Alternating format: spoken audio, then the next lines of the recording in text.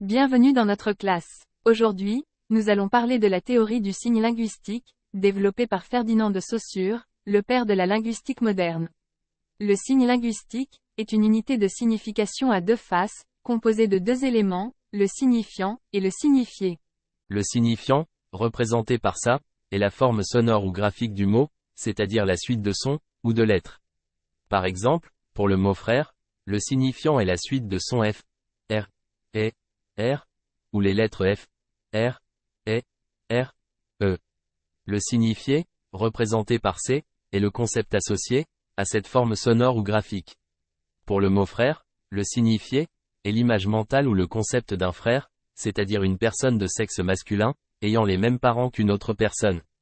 La relation entre le signifiant et le signifié est arbitraire, ce qui signifie qu'il n'y a aucune relation naturelle entre le mot et la réalité physique qu'on lui associe. Par exemple, le mot frère n'est lié par aucun rapport intrinsèque à la suite de sons F, R, E, R, qui lui sert de signifiant. Il pourrait aussi bien être représenté par n'importe quelle autre suite de sons. Les signes linguistiques n'ont de valeur que par leur relation avec d'autres signes dans le système linguistique. Par exemple, le mot frère prend son sens par contraste avec des mots comme sœur ou cousin. En résumé, la théorie du signe linguistique de Saussure est fondée sur l'idée que les mots sont des unités de signification, composées de signifiants et de signifiés, reliés de manière arbitraire, et que leur valeur dépend de la façon dont ils se rapportent à d'autres signes au sein d'un système linguistique donné. Nous espérons que cette vidéo vous a été utile.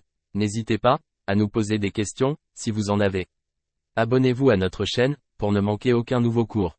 Faites un petit pouce si vous avez aimé ce cours. Rejoignez-nous sur les réseaux sociaux.